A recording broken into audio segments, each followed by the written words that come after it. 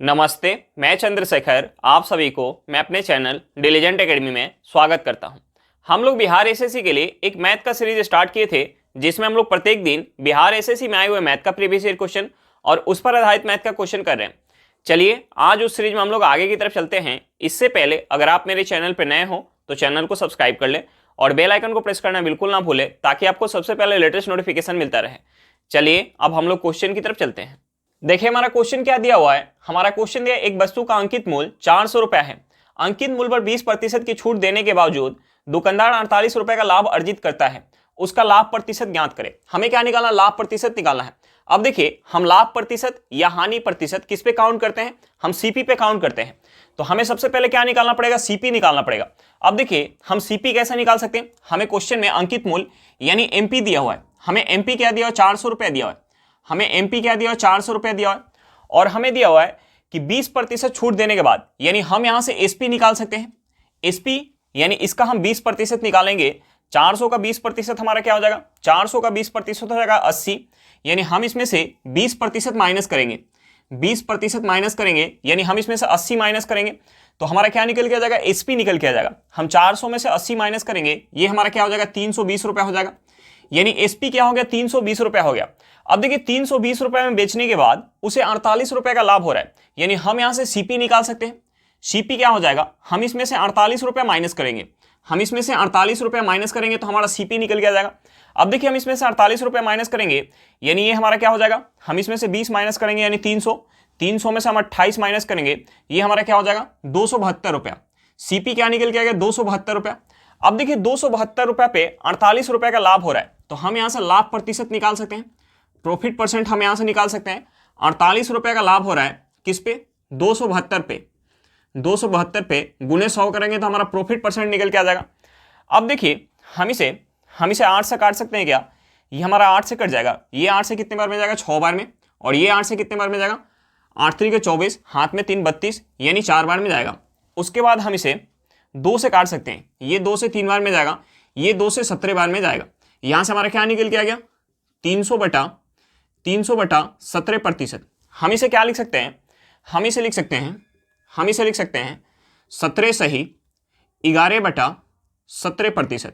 हम इसे क्या लिख सकते हैं, 17 सही 11 बटा 17%। यानी प्रॉफिट परसेंट क्या हो जाएगा, 17 सही 11 बटा 17% हो जाएगा। चलिए क्वेश्चन समझ में आ गया होगा। नेक्स्ट क्वेश्चन पे चलते हैं। देखिए हमारा क्वेश्चन क्या दिया हुआ है। हमारा क्वेश्चन दिया एक आयत की लंबाई एक वृत्त की त्रिज्या की 3/5 है। उस वृत्त की त्रिज्या एक ऐसे वर्ग की भुजा के बराबर है जिसका क्षेत्रफल 6400 मीटर स्क्वायर है। यदि आयत की चौड़ाई 20 मीटर है तो उसका क्षेत्रफल ज्ञात करें। हमें क्या निकालना है, आयत का क्षेत्रफल निकालना है। अब देखिए आयत के क्षेत्रफल का फॉर्मूला क्या होता है, लंबाई गुने चौड़ाई।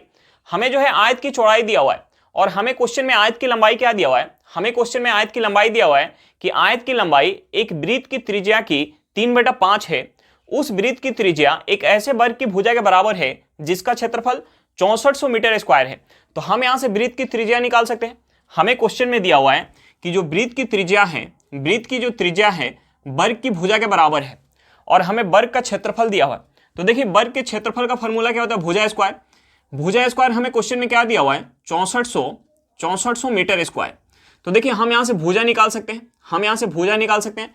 6400 किसका स्क्वायर होता है, 80 का। यानी ए हमारा क्या निकल के आ जाएगा, 80 मीटर निकल के आ जाएगा। अब देखिए ए हमारा निकल के आ गया और ए जो है किसके बराबर है, रेडियस के बराबर है।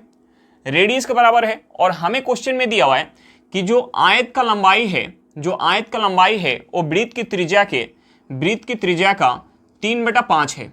वृत्त की त्रिज्या का 3/5 है। देखिए यहां से हमारा त्रिज्या क्या निकल के आया है, त्रिज्या निकल के आया है 80 मीटर। तो हम यहाँ 80 पुट करेंगे, 80 गुने 3/5। हम इसे 5 से भाग देंगे तो ये कितने बार में जाएगा, 16 बार में। 16 में 3 से गुना करेंगे, ये क्या हो जाएगा 48 मीटर। ये क्या हो जाएगा 48 मीटर। अब देखिए वृत्त की लंबाई हमें पता चल गया और हमें क्वेश्चन में वृत्त की चौड़ाई दिया हुआ है। हमें चौड़ाई क्या दिया हुआ है, हमें चौड़ाई दिया हुआ है 20 मीटर। तो हम यहाँ से क्षेत्रफल निकाल सकते हैं। क्षेत्रफल क्या हो जाएगा, L इंटू बी।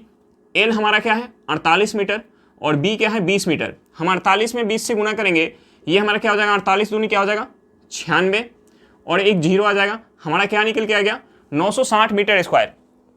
हमारा आंसर क्या निकल के आ गया 960 मीटर स्क्वायर। चलिए क्वेश्चन समझ में आ गया होगा। नेक्स्ट क्वेश्चन पे चलते हैं। देखिए हमारा क्वेश्चन क्या दिया हुआ है। हमारा क्वेश्चन दिया 63,800 रुपए की धनराशि का ए और बी के मध्य 4:7 के अनुपात में विभाजित किया जाना है। दोनों के हिस्से में कितना अंतर होगा। हमें क्या निकालना है, दोनों के हिस्से का अंतर निकालना है। अब देखिए हमें क्वेश्चन में दोनों के हिस्से का रेशियो दिया है। हमें ए और बी के बीच का रेशियो क्या दिया हुआ है, हमें रेशियो दिया 4:7, 4:7 दिया हुआ है। तो देखिए हमने मान लिया कि ए को जो है उस धनराशि में से 4 यूनिट मिला होगा, तो बी को कितना मिला होगा, 7 यूनिट। यानी यहां से टोटल धनराशि क्या हो जाएगा, 11 यूनिट हो जाएगा। लेकिन हमें क्वेश्चन में टोटल धनराशि क्या दिया, 63,800 रुपया। यानी इस 11 यूनिट का वैल्यू हमें क्वेश्चन में क्या दिया, 63,800 रुपया दिया हुआ है। तो हम यहां से 1 यूनिट का वैल्यू निकाल सकते हैं। 1 यूनिट का वैल्यू क्या हो जाएगा, हम इसमें अगर 11 से भाग देंगे तो ये 11 से कितने बार में जाएगा, 5 बार में। हाथ में क्या आ जाएगा, 8। 88 कितने बार में जाएगा, 8 बार में। 2 जीरो आ जाएगा। यानी यहां से हमारा 1 यूनिट का वैल्यू क्या निकल के आ गया, 5,800 रुपया। तो हमसे क्या पूछ रहा है, दोनों के बीच का अंतर। तो देखिए ए को जो है उस राशि में से अगर 4 यूनिट मिल रहा है तो बी को कितना मिल रहा है, 7 यूनिट। यानी यहां से अंतर क्या हो जाएगा, यहां से अंतर हो जाएगा 3 यूनिट। तो हमसे पूछ क्या रहा है, 3 यूनिट का वैल्यू। तो 3 यूनिट का वैल्यू हम यहां से निकाल सकते हैं। हम इस 5800 में 3 से गुना करेंगे, ये क्या हो जाएगा, 0 0। 24 के 4 हाथ में 2, 15 तो क्या हो जाएगा, 17। यानी यहां से हमारा आंसर क्या निकल के आ गया, 17,400 रुपया। दोनों के हिस्से का अंतर क्या होगा, 17,400 रुपया होगा। चलिए क्वेश्चन समझ में आ गया होगा। नेक्स्ट क्वेश्चन पे चलते हैं। देखिए हमारा क्वेश्चन क्या दिया हुआ है। हमारा क्वेश्चन दिया है बी की तुलना में ए 3 गुना अच्छा कामगर है और इसलिए वह एक काम को पूरा करने में बी की तुलना में 36 दिन कम लेता है। वे दोनों एक साथ मिलकर उसी काम को कितने दिनों में पूरा कर लेंगे। अब देखिए हमें क्वेश्चन में क्या दिया हुआ है, हमें क्वेश्चन में दिया कि बी की तुलना में ए जो है 3 गुना अच्छा कामगर है। इसका मतलब क्या हुआ कि बी जो है एक दिन में अगर 1 यूनिट काम कर रहा होगा तो ए जो है एक दिन में 3 यूनिट काम कर रहा होगा। तो हम यहां से दोनों के इफिशियंसी का रेशियो निकाल सकते हैं। हम यहां से ए और बी के इफिशियंसी का हम रेशियो निकाल सकते हैं। हम यहां से ए और बी का इफिशियंसी का रेशियो निकाल सकते हैं। देखिए इफिशियंसी का रेशियो क्या हो जाएगा, ए का इफिशियंसी अगर 3 यूनिट होगा तो बी का इफिशियंसी क्या होगा, 1 यूनिट होगा। क्योंकि हमें क्वेश्चन में दिया हुआ है कि बी की तुलना में ए जो है 3 गुना अच्छा कामगर है। यानी बी जो है एक दिन में अगर 1 यूनिट काम कर रहा होगा तो ए जो है एक दिन में 3 यूनिट काम कर होगा। यानी इफिशियंसी का रेशियो क्या हो गया, 3:1 हो गया। अब देखिए अगर हमें इफिशियंसी का रेशियो पता चल गया तो हम यहां से समय का रेशियो निकाल सकते हैं। समय का रेशियो क्या हो जाएगा, इफिशियंसी के रेशियो का अपोजिट क्या हो जाएगा, समय का रेशियो हो जाएगा। यानी समय का रेशियो क्या हो जाएगा, 1:3 हो जाएगा। अब देखिए यहां से हमारा क्या पता चल गया कि अगर ए जो है उस काम को करने में अगर 1 यूनिट का समय ले रहा होगा तो बी जो है उस काम को करने में कितना समय ले रहा होगा, 3 यूनिट का समय ले रहा होगा। अब देखिए हमें क्वेश्चन में आगे दिया हुआ है कि ए जो है उस काम को अकेले करने में बी की तुलना में 36 दिन कम समय ले रहा है। अब देखिए यहां जो है ए बी की तुलना में कितना कम समय ले रहा है। अगर ए जो है अकेले उस काम को 1 यूनिट समय में कर रहा है तो बी जो है अकेले उस काम को कितना दिन में कर रहा है, 3 यूनिट समय में। यानी ए जो है उससे कितना कम समय ले रहा है, 2 यूनिट कम समय ले रहा है। लेकिन हमें क्वेश्चन में दिया कि 36 दिन कम समय ले रहा है। यानी 2 यूनिट का वैल्यू हमें क्वेश्चन में क्या दिया, 36 दिन दिया हुआ है। तो हम यहां से 1 यूनिट का वैल्यू निकाल सकते हैं। 1 यूनिट का वैल्यू क्या हो जाएगा, 1 यूनिट का वैल्यू हो जाएगा 18 दिन। अब देखिए हमें जो है दोनों के इफिशियंसी का रेशियो पता है। अगर हम किसी एक का समय निकाल लें और उसकी इफिशियंसी से गुना करेंगे तो हमारा क्या निकल के आ जाएगा, टोटल वर्क निकल के आ जाएगा। तो देखिए हम यहां से टोटल वर्क निकाल लेते हैं। ए जो है उस काम को करने में अकेले 1 यूनिट का समय ले रहा है और 1 यूनिट का वैल्यू क्या निकल के आ गया, 18 दिन। यानी ए जो है उस काम को अकेले 18 दिन में कर रहा होगा। तो यहां से हमारा टोटल वर्क क्या हो जाएगा, ए के द्वारा लिए गए समय में अगर हम ए की इफिशियंसी से गुना कर देंगे, ए का इफिशियंसी क्या है, 3 यूनिट, ए की इफिशियंसी से गुना कर देंगे तो हमारा टोटल वर्क निकल के आ जाएगा। अब देखिए इस पूरे काम को हमें किससे कराना है, दोनों से मिलके। यानी हमें कराना है ए प्लस बी से हमें 18 गुने 3 यूनिट काम कराना है। अब देखिए दोनों मिल जाएंगे तो ए का इफिशियंसी क्या है, 3 यूनिट और बी का इफिशियंसी क्या है, 1 यूनिट। यानी दोनों मिलके एक दिन में 4 यूनिट काम करेंगे और हमें काम कितना कराना है, 18 गुने 3। हम इसमें अगर 4 से भाग देंगे तो हमारा समय निकल के आ जाएगा। हम इसे 2 से काटेंगे तो ये 2 से 9 बार में जाएगा, ये 2 से 2 बार में। यहां से हमारा क्या हो जाएगा, ये हो जाएगा 27/2 दिन हो जाएगा। हम इसे क्या लिख सकते हैं, हम इसे लिख सकते हैं 13 सही 1/2 दिन। हमारा आंसर क्या निकल के आ गया, 13 सही 1/2 दिन। चलिए क्वेश्चन समझ में आ गया होगा। नेक्स्ट क्वेश्चन पे चलते हैं। देखिए हमारा क्वेश्चन क्या दिया हुआ है। हमारा क्वेश्चन दिया रंभा और सर्वेश की वर्तमान आयु का अनुपात 8:5 है। 7 वर्ष बाद उनकी आयु का अनुपात 5:4 होगा। रंभा की वर्तमान आयु कितनी है। हमें क्या निकालना है, रंभा की वर्तमान आयु निकालना है। अब देखिए हमें क्वेश्चन में क्या दिया है, हमें क्वेश्चन में वर्तमान आयु का रेशियो दिया है। हमें क्वेश्चन में वर्तमान आयु का रेशियो दिया है, किसके किसके बीच का, रंभा और सर्वेश के बीच का हमें रेशियो दिया है। हमें रेशियो क्या दिया वर्तमान में 8:5 दिया है। और हमें क्वेश्चन में क्या दिया 7 वर्ष बाद, हमें क्वेश्चन में दिया कि 7 वर्ष बाद आयु के बीच का रेशियो दिया है। 7 वर्ष बाद का हमें रेशियो क्या दिया है, 7 वर्ष बाद का हमें रेशियो दिया हुआ है, 7 वर्ष बाद का हमें रेशियो क्या दिया 5:4 दिया हुआ है। तो देखिए दो लोगों के बीच का जो आयु का अंतर है वो हमेशा क्या होता है, बराबर होता है। यानी वर्तमान में जितना होगा उतना ही 7 वर्ष बाद भी होगा। तो हम यहां मान लेते हैं कि रंभा की जो वर्तमान आयु है वो 8 यूनिट है और सर्वेश की वर्तमान आयु कितना है 5 यूनिट। तो यहां आयु के बीच का अंतर क्या हो जाएगा 3 यूनिट हो जाएगा। और 7 वर्ष बाद हमने मान लिया कि रंभा की जो आयु है वो 5 यूनिट है और सर्वेश की जो आयु है वो 4 यूनिट है। तो यहां जो है आयु के बीच का अंतर कितना हो जाएगा 1 यूनिट हो जाएगा। अब देखिए यहां से हमारा अंतर जो है वो बराबर नहीं आया, तो हम क्या करेंगे अंतर को बराबर करेंगे। बराबर करने के लिए इस 3 और 1 को बराबर करने के लिए अगर हम इस 1 में 3 से गुना कर लेंगे तो ये भी हमारा क्या बन जाएगा 3 बन जाएगा। अगर हमने इस साइड 3 से गुना किया तो हमें इस पूरे रेशियो में 3 से गुना करना पड़ेगा। अब देखिए यहां से हमारा रेशियो क्या हो जाएगा, वर्तमान का रेशियो क्या हो जाएगा 8:5 हो जाएगा और 7 वर्ष बाद का हमारा रेशियो क्या हो जाएगा 15:12 हो जाएगा। अब देखिए हम यहाँ से अंतर देखेंगे तो हमारा अंतर बराबर हो जाएगा। हम इस 8 में से 5 माइनस करेंगे हमारा क्या निकल के आ जाएगा 3 यूनिट। 15 में से 12 माइनस करेंगे हमारा अंतर क्या निकल के आ जाएगा 3 यूनिट। अब देखिए अंतर हमारा बराबर हो गया। तो देखिए हमने मान लिया कि वर्तमान में अगर रंभा की आयु 8 यूनिट है तो 7 वर्ष बाद रंभा की आयु कितना हो जा रही है 15 यूनिट। यानी रंभा की आयु में कितने का वृद्धि हो गया, प्लस का 7 यूनिट का वृद्धि हो गया। अब देखिए हमने मान लिया कि वर्तमान में सर्वेश की जो आयु है वो 5 यूनिट है, तो 7 वर्ष बाद कितना हो जा रही है 12 यूनिट। यानी सर्वेश की आयु में कितना का वृद्धि हो गया 7 यूनिट का वृद्धि हो गया। लेकिन वर्ष में कितने का वृद्धि हो रहा है, वर्तमान से हम कितने बाद जा रहे हैं 7 वर्ष बाद, यानी वर्ष में जो है 7 वर्ष का वृद्धि हो रहा है। और यहाँ जो है यूनिट में कितने का वृद्धि हो रहा है 7 यूनिट का। यानी यहाँ से हमारा क्या निकल के आ गया, यहाँ से निकल के आ गया जो 7 यूनिट का वैल्यू है वो क्या है 7 वर्ष है। 7 यूनिट का वैल्यू क्या है 7 वर्ष है। और हमसे पूछ क्या रहा है, हमसे पूछ रहा है रंभा की वर्तमान आयु। रंभा की वर्तमान आयु क्या हो जाएगी, रंभा की जो आयु है वो क्या है 8 यूनिट है। 7 यूनिट का वैल्यू क्या है 7 वर्ष है, तो 1 यूनिट का वैल्यू क्या हो जाएगा 1 वर्ष हो जाएगा। तो हम यहाँ से 8 यूनिट का वैल्यू निकाल सकते हैं। 8 यूनिट का वैल्यू क्या हो जाएगा 8 वर्ष हो जाएगा। यानी यहाँ से हमारा रंभा की वर्तमान आयु क्या निकल के आ गई 8 वर्ष निकल के आ गई। चलिए क्वेश्चन समझ में आ गया होगा, नेक्स्ट क्वेश्चन पे चलते हैं। देखिए हमारा क्वेश्चन क्या दिया हुआ है, हमारा क्वेश्चन दिया यदि P/Q = 1:3, Q/R = 3:4 और R/S = 2:1, तो P/S का मान क्या है, हमें क्या निकालना है P/S का मान निकालना है।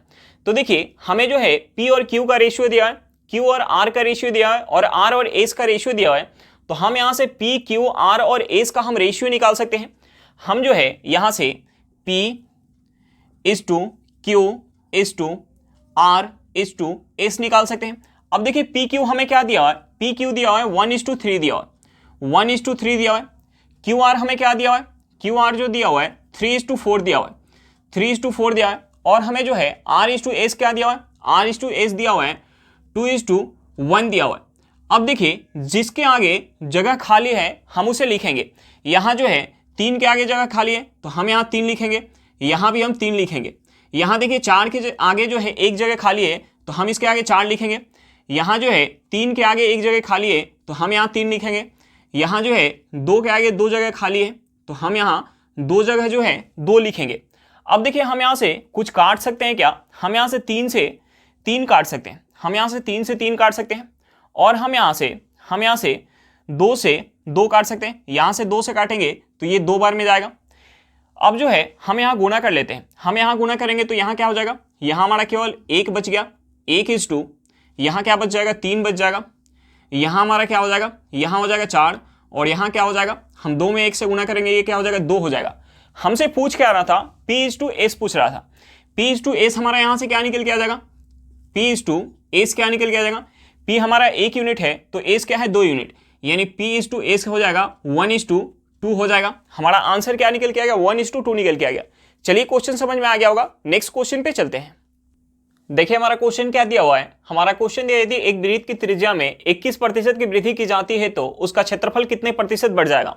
तो देखिए वृत्त के क्षेत्रफल का फॉर्मूला क्या होता है, वृत्त के क्षेत्रफल का फॉर्मूला होता है πr²। वृत्त के क्षेत्रफल का फॉर्मूला क्या होता है πr²। पाई का वैल्यू क्या होता है कांस्टेंट, यानी हमें पाई से मतलब नहीं है, हमें क्या चीज से मतलब है, हमें जो है r × r से मतलब है। अब हमें क्वेश्चन में दिया हुआ है कि अगर हम त्रिज्या में 21% का वृद्धि कर रहे हैं तो क्षेत्रफल में कितना प्रतिशत का वृद्धि हो जाएगा। तो हम यहां से सक्सेसिव लगा के निकाल सकते हैं। त्रिज्या में हमने कितना प्रतिशत का वृद्धि किया, 21% का। त्रिज्या में हम कितना का वृद्धि कर रहे हैं, 21% का वृद्धि कर रहे हैं। तो हमसे पूछ रहे हैं कि क्षेत्रफल में कितना प्रतिशत का वृद्धि हो जाएगा। तो हम यहां से सक्सेसिव लगा के निकाल सकते हैं। सक्सेसिव लगाएंगे तो ये क्या हो जाएगा, 21% प्लस का हो जाएगा 21% प्लस क्या हो जाएगा 21 गुने 21 बटा क्या हो जाएगा 100 हो जाएगा। हम यहां से इसे क्या लिख सकते हैं, हम इसे ऐड करेंगे तो ये हो जाएगा 42 प्लस का 21 गुने 21 करेंगे तो ये हमारा क्या हो जाएगा 441 बटा क्या हो जाएगा 100 हो जाएगा। हम यहां से क्या लिख सकते हैं 42 प्लस का हम इसमें 100 से भाग देंगे तो ये हमारा क्या हो जाएगा 4.41 हो जाएगा। हम इसे ऐड कर लेंगे, हम इसे ऐड करेंगे तो ये हमारा क्या हो जाएगा 46.41% हो जाएगा। यानी क्षेत्रफल में कितने प्रतिशत का वृद्धि हो जाएगा, 46.41% का वृद्धि हो जाएगा। चलिए क्वेश्चन समझ में आ गया होगा, नेक्स्ट क्वेश्चन पे चलते हैं। देखिए हमारा क्वेश्चन क्या दिया हुआ है। हमारा क्वेश्चन दिया एक बेईमान दूध वाला 30 रुपए प्रति लीटर में दूध खरीदता है और उसमें 1/5 पानी डालकर मिश्रण को 32 रुपए प्रति लीटर के हिसाब से बेच देता है। उसका लाभ प्रतिशत कितना होगा। हमें क्या निकालना है, प्रॉफिट परसेंट निकालना है। अब देखिए हमें क्वेश्चन में दिया हुआ है कि उसमें 1/5 पानी डालकर मिश्रण को 32 रुपए प्रति लीटर के हिसाब से बेच रहा है। तो देखिए हम दूध की मात्रा कुछ वैसा मान लेते हैं जिसका अगर हम 1/5 निकाले तो हमारा पॉइंट में ना निकल गया। तो हम दूध की मात्रा क्या मान लेते हैं, हमने मान लिया कि उसने 5 लीटर दूध खरीद के लेकर आया था। हम दूध की मात्रा क्या मान लेते हैं, 5 लीटर मान लेते हैं। तो हमें क्वेश्चन में दिया हुआ है कि 30 रुपए प्रति लीटर के हिसाब से दूध जो है खरीद के लेके आ रहा है। तो हम यहां से उसका टोटल सीपी निकाल सकते हैं। टोटल सीपी क्या हो जाएगा, 5 लीटर दूध खरीद के लेके आया और प्रति लीटर दूध का मूल्य क्या है 30 रुपए प्रति लीटर है। तो यहां से टोटल सीपी क्या हो जाएगा 150 रुपया हो जाएगा। और हमें क्वेश्चन में दिया हुआ है कि इसमें जो है 1/5 जो है, इसमें 1/5 क्या कर रहा है, पानी मिला रहा है। इसमें जो है 1/5 पानी मिला रहा है। तो हम इस 5 का 1/5 निकालेंगे तो ये क्या हो जाएगा 1 लीटर हो जाएगा। यानी इस 5 लीटर में उसने 1 लीटर जो है पानी मिला दिया। यानी अब यहां जो है मिश्रण कितना हो जाएगा, यहां मिश्रण हो जाएगा 6 लीटर। इस 6 लीटर को कैसे बेच रहा है, 32 रुपए प्रति लीटर के दर से। तो हम इस 32 में 6 से गुना करेंगे तो हमारा टोटल एसपी निकल के आ जाएगा। यहां से हमारा टोटल एसपी क्या हो जाएगा, हम 32 में 6 से गुना करेंगे तो ये हमारा क्या हो जाएगा 192 रुपया हो जाएगा। हमारा टोटल एसपी क्या निकल के आ गया, 192 रुपया निकल के आया। यानी 150 रुपये में खरीद के लेके आया था और 192 रुपये में बेच रहा है। तो हम यहां से प्रॉफिट परसेंट निकाल सकते हैं। हम यहां से प्रॉफिट परसेंट निकाल सकते हैं। कितने का प्रॉफिट होगा, 42 रुपये का। कितने पे, 150 पे गुने 100 करेंगे तो हमारा प्रॉफिट परसेंट निकल के आ जाएगा। हम इसे 50 से काटेंगे तो ये 50 से 2 बार में जाएगा, ये 50 से 3 बार में, 3 से 42 जो है 14 बार में जाएगा। 14 में 2 से गुना करेंगे तो यहाँ से हमारा क्या निकल के आ जाएगा 28%।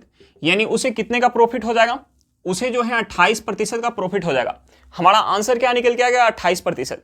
चलिए क्वेश्चन समझ में आ गया होगा, नेक्स्ट क्वेश्चन पे चलते हैं। देखिए हमारा क्वेश्चन क्या दिया हुआ है। हमारा क्वेश्चन दिया 3 क्रमागत प्राकृतिक संख्याएं इस प्रकार है कि उनमें से सबसे बड़ी संख्या का वर्ग अन्य 2 संख्या के गुणनफल से 19 अधिक है। इस संख्याओं में से सबसे छोटी संख्या क्या है। हमें क्या निकालना, सबसे छोटी संख्या निकालना है। अब देखिए हमें क्वेश्चन में क्या दिया, 3 क्रमागत प्राकृतिक संख्या। देखिए लगातार 2 प्राकृतिक संख्या के बीच का अंतर कितना होता है, 1 का होता है। तो हम यहां से 3 क्रमागत प्राकृतिक संख्या, क्रमागत का मतलब क्या होता है, लगातार। हम यहां से लगातार 3 प्राकृतिक संख्या मान लेते हैं। हमने मान लिया कि जो सबसे छोटी प्राकृतिक संख्या है वो a है। दूसरी हमारी क्या हो जाएगी a+1 हो जाएगी और तीसरी क्या हो जाएगी a+2 हो जाएगी। लगातार 2 प्राकृतिक संख्या के बीच का अंतर कितना होता है, 1 होता है। यानी हम इन दोनों के बीच का अंतर देखेंगे, हमारा क्या निकल के आएगा 1 निकल के आएगा। और इन दोनों के बीच का अंतर भी क्या निकल के आएगा, 1 निकल के आएगा।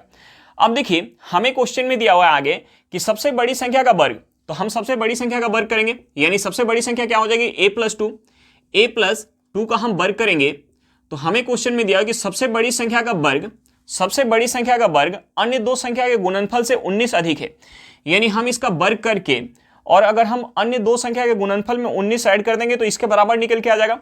यानी हम यहां से इसे लिख सकते हैं a गुने a+1 प्लस का हमारा क्या हो जाएगा 19 हो जाएगा। अब देखिए हम यहां से इस इक्वेशन से a का वैल्यू निकाल सकते हैं। हम यहां से इसे क्या लिख सकते हैं, हम यहां से लिख सकते हैं इसे a² प्लस हमारा क्या हो जाएगा 4 हो जाएगा, प्लस हमारा क्या हो जाएगा 2 इंटू a इंटू b। यानी यहां से हमारा क्या हो जाएगा 2 इंटू a हो जाएगा। यानी ये हो जाएगा 4 इंटू a हो जाएगा इक्वल टू क्या हो जाएगा, हम इसमें a से गुना करेंगे तो ये हमारा हो जाएगा a² प्लस क्या हो जाएगा a हो जाएगा प्लस हमारा क्या हो जाएगा 19 हो जाएगा। अब देखिए बराबर के उस साइड भी हमारा क्या है प्लस में ए स्क्वायर है और बराबर के उस साइड भी हमारा क्या है प्लस में ए स्क्वायर, यानी ए स्क्वायर से हमारा ए स्क्वायर कट जाएगा।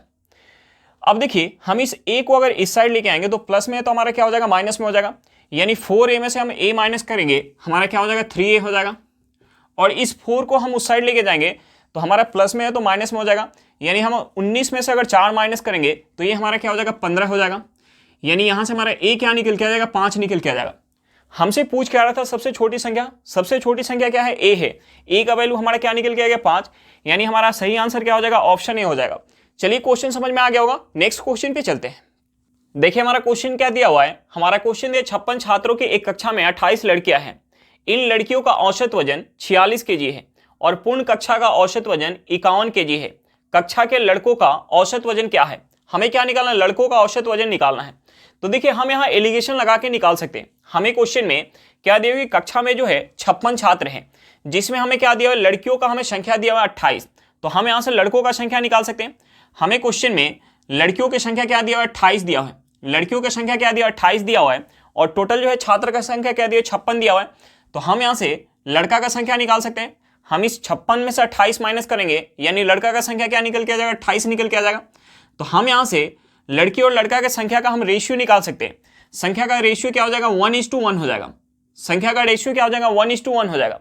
अब देखिए जब हम औसत वजन में एलिगेशन लगाते हैं तो जो हमारा नीचे रेशियो निकल के आता है, रेशियो किसका निकल के आता है, संख्या का रेशियो निकल के आता है।